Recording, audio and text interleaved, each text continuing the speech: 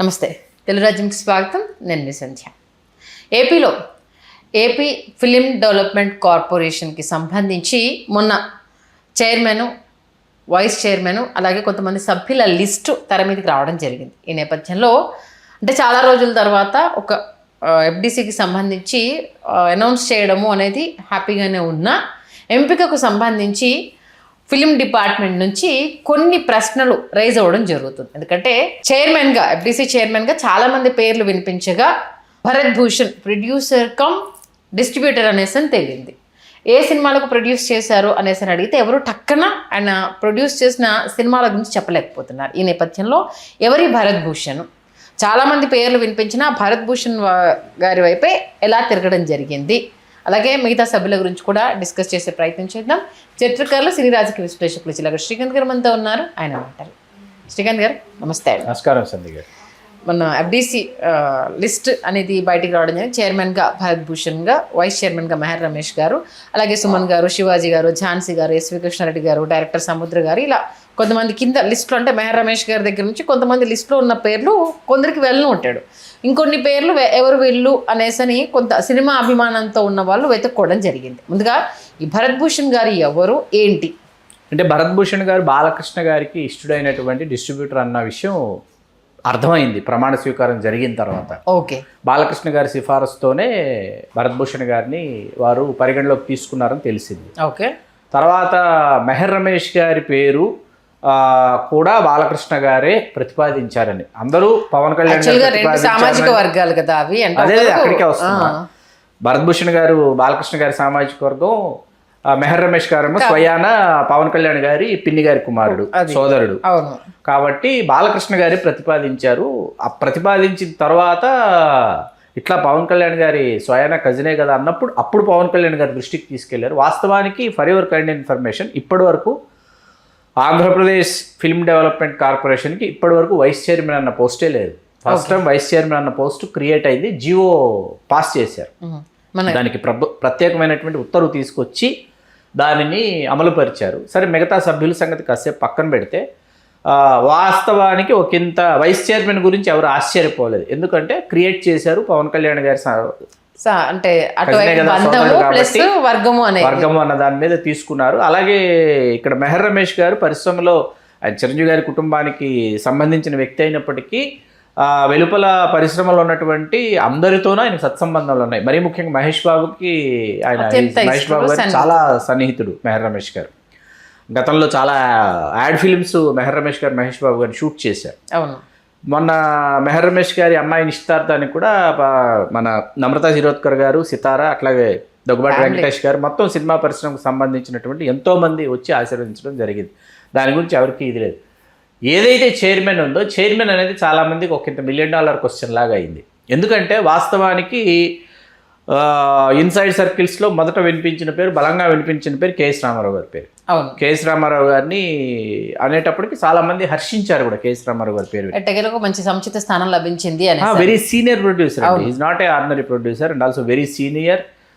కాబట్టి ఆయన పేరు ప్రముఖంగా వినిపించింది. ఆయన తర్వాత వినిపించిన పేరు తిరుపతికి చెందిన సుప్రసిద్ధ నిర్మాత, సాయిదేవ ప్రొడక్షన్స్ అధినేత, నిర్మాత మరియు ఆయన కూడా డిస్ట్రిబ్యూటరు, ఆయన ఎన్వి ప్రసాద్ గారు. ఈ పేరు వినిపించింది. ఈ రెండు పేర్లు మొదట బలంగా వినిపించాయి. చాలామంది పరిశ్రమకు చెందిన ప్రముఖులు భరత్ భూషణ్ గారి పేరు తెర మీదకి రావడంతో ఒక్కసారిగా ఒకంత ఆశ్చర్యానికి నిజంగా లోనయ్యారు. ఎందుకంటే కేఎస్ రామారావు గారు చంద్రబాబు నాయుడు గారి సామాజిక వర్గమే, ఆయన కేటాయించాలని అనుకుంటే. ఎన్వి ప్రసాద్ గారు చిరంజీవి గారి సామాజిక వర్గం, ఆయన కేటాయించలేదు. లేదు అశ్విని దత్ గారు లాంటి నిర్మాత అంటే ఆయన కృష్ణా జిల్లాకు చెందిన, కేఎస్ రామారావు కృష్ణా జిల్లా, అదే సామాజిక వర్గం చంద్రబాబు నాయుడు గారి సామాజిక. ఎందుకు సీనియర్ ప్రొడ్యూసర్స్ పరిశ్రమకి 1 దశాబ్దం కాదు, 2 దశాబ్దాలు కాదు, ఒక 5 దశాబ్దాల పైన సేవలు అందించినటువంటి వాళ్ళ జాబితాలో వీళ్ళు వస్తారు.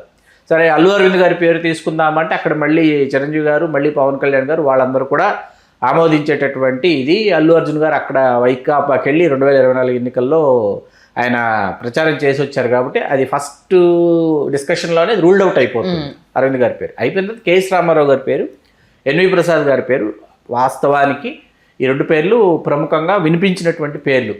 పైగా ఎన్వి ప్రసాద్ గారు 2004 ఎన్నికల్లో తెలుగుదేశం పార్టీ అభ్యర్థిగా తిరుపతి నుంచి పోటీ చేశారు కూడా. నాటి నుంచి నేటి వరకు కూడా ఆయన తెలుగుదేశంతోనే తన బంధాన్ని మధ్యలో ప్రజారాజ్యం అంటూ ఇటు యూటర్న్ చేసినా మళ్ళీ తిరిగి ఆయన తెలుగుదేశం వైపు ఆయన ప్రయాణాన్ని కొనసాగిస్తున్నటువంటి పరిస్థితి. వీళ్ళెవరూ కాకుండా భరత్భూషణ్ గారు వచ్చేటప్పటికి ఒకంత ఆశ్చర్యం అయితే పరిశ్రమకి కలిగింది. అంటే అర్హులైనటువంటి వాళ్ళకి గతంలో హేమీలు దిగ్గజాలు లాంటి వాళ్ళు ఎఫ్డీసీ చైర్మన్ చేశారు. డివిఎస్ రాజు గారు ఆయన ఒకసారి కాదు, 2 సార్లు కాదు, పలు పర్యాయాలు ఎఫ్డీసీ చైర్మన్గా చేస్తూ ఎఫ్డీసీ ఉన్నతికి ఆయన చాలా పాటుపడినటువంటి వ్యక్తి. సుప్రసిద్ధ నిర్మాత డివిఎస్ ప్రొడక్షన్స్ అధినేత డివిఎస్ రాజు గారు. ఆ తర్వాత ఎంఎస్ రెడ్డి గారు చేశారు, మన మురళీమోహన్ గారు చేశారు. అట్లా వీళ్ళందరూ ఏంటంటే ఆ ఎఫ్డీసీ చైర్మన్ అనేటటువంటి ఆ హోదాకి వన్న తీసుకొచ్చినటువంటి వాళ్ళు.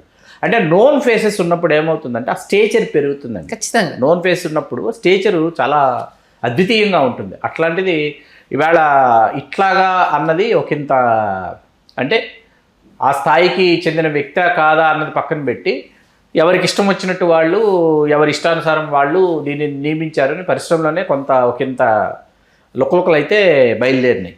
ఓకే, అది అంటే అది తెర మీద తీసుకొచ్చినప్పుడు మామూలుగానే లీక్స్ ఇస్తూ ఉంటారు కదా, అలాంటిది ఏం లేకుండా చాలా కామ్గా రావడం అనేది. మొదట వచ్చినటువంటి పేర్లు ఇవి. ఇప్పుడు కేఎస్ రామారావు గారు బాలకృష్ణ గారితో సినిమా చేయలేదు, ఎన్వి ప్రసాద్ గారు బాలకృష్ణ గారితో సినిమా చేయలేదు, భరత్భూషణ్ గారు బాలకృష్ణ గారి సినిమాలు డిస్ట్రిబ్యూట్ చేశారు, ఆయన అంటే చాలా ఇష్టం అన్నది చెప్పుకొచ్చారు. నిన్న అక్కడ వెళ్ళినటువంటి వాళ్ళకి మనం ఫోన్ కాల్స్ చేస్తే వాళ్ళు తెలియజెప్పింది ఏంటంటే బాలకృష్ణ గారి ఆశీస్సులు పుష్కలంగా ఉన్నాయి. బాలకృష్ణ గారి 2 పేర్లు బాలకృష్ణ గారి చైర్మన్ వైస్ చైర్మన్ 2 పేర్లు బాలకృష్ణ గారి ప్రతిపాదించారు. మరి బాలకృష్ణ గారితో మెహర్ గారు ఏ సినిమా చేయకపోయినప్పటికీ మెహర్ గారు అన్స్టాపబుల్కి వెళ్ళినట్టున్నారు, నాకు తెలియదు. ఏదో వెళ్ళలేదా?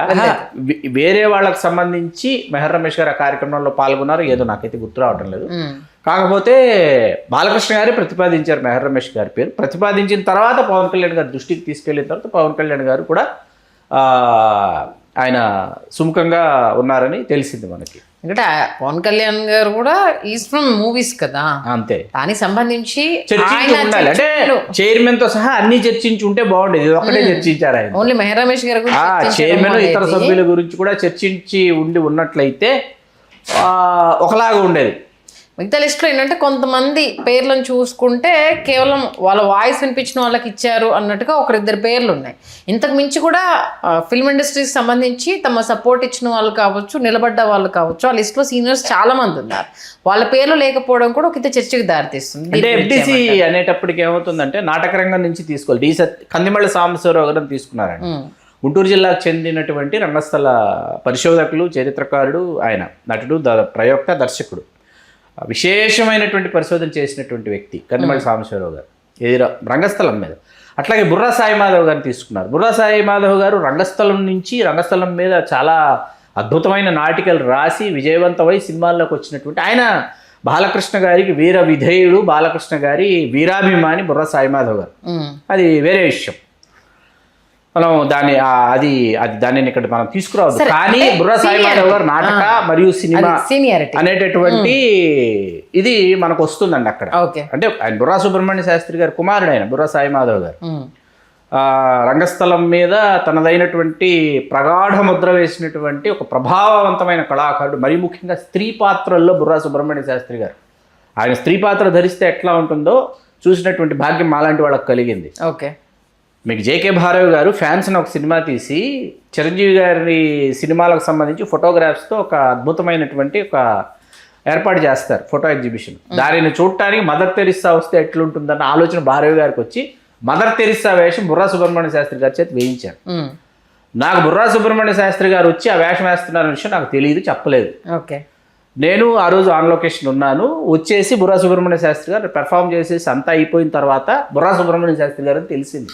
అంటే ఆయన ఎంత మాయ చేసి ఉంటారో మీరు ఊహించండి. అంత గొప్ప ఆర్టిస్టు, అంత గొప్ప ఆర్టిస్ట్ కొడుకు సాయి మాధవ్ గారు. కాబట్టి ఆయనకి ఎవరికి ఇక్కడ ఏ విధమైనటువంటి ఇది లేదనమాట. చైర్మన్కి వచ్చేటప్పటికే ఇప్పుడు మన బండ్ల గణేష్ గారు ఉన్నారండి, అట్లాగే ఠాగూర్ మధు గారు ఉన్నారు, ఇంకా ఇప్పటికీ క్రాక్ వరుసకు చాలా. ఇట్లా మీకు మన అశోక్ కుమార్ గారు ఉన్నారు, ఆర్టిస్ట్ కమ్ ప్రొడ్యూసర్. ఇట్లా తీసుకుంటే ఏంటంటే there are number of personalities కనిపిస్తారు. వీళ్ళందరికీ ఎందుకు అవకాశం ఇవ్వలేదు, ఎందుకు రాలేదు, దెర్ ఆర్ సో మెనీ ఇది కదా. అంటే క్లియర్ కట్ పాలిటిక్స్ తెలుస్తున్నాయి కదా, సింపుల్ లాజిక్ అంతే. ఇప్పుడు సుమన్ గారికి ఇవ్వడం, అది అర్హత ఆయనకు. ఎందుకంటే ఆమోదయోగ్యులు సుమన్ గారు. అసలు ఆయన ఎప్పటి నుంచి ఉన్నారు, ఆయన సినిమా ఇండస్ట్రీ సంబంధం మన తెలుగు ఇండస్ట్రీతో ఏ రేంజ్ లో ట్రావెల్ అయ్యారని మనందరికీ తెలిసిందే. మన వాళ్ళు కూడా ఆయన ఎంత ఓన్ చేసుకున్నారని మనందరికీ ఆయన పూర్తి స్థాయిలో తెలుగువాడిగా స్థిరపడిపోయాడు. ఆయన మన ఇంటి ఝాన్సీ గారు ఆవిడకు ఇవ్వచ్చు. యాజ్ ఏ ఉమెన్ గా తన సినిమా ఇండస్ట్రీ నుంచి అనేక అంశాలను మాట్లాడడం, ప్రస్తావించడం, తన కెరీర్ స్టార్టింగ్ నుంచి కూడా సినిమా ఇండస్ట్రీకి ఇటు బుల్లితెరకి వెండితెరకి రెండింటికి ఏ రకంగా ఆయిట్ చేశారు అని. ఎస్వి కృష్ణారెడ్డి గారు డైరెక్టర్ గా ఆయన సీనియారిటీకి సంబంధించి ఇచ్చారు, అది ఓకే. కొంతమంది పేర్లు ప్రస్తావించాల్సిన సీనియర్ ఫిల్మ్ జర్నలిస్టులలో కొండపనేని ఉమామహేశ్వరరావు గారికి ఇచ్చారు. అది సముచిత నిర్ణయమే. అది ఒకరిద్దరు ముగ్గురికి సంబంధించి కేవలం పార్టీ వాయిస్ వినిపించారన్న కోణంలో ఇచ్చినట్టుగా. ఎందుకంటే అంతకు మించి సీనియర్లు యాక్టర్స్ ఉన్నారు అక్కడ.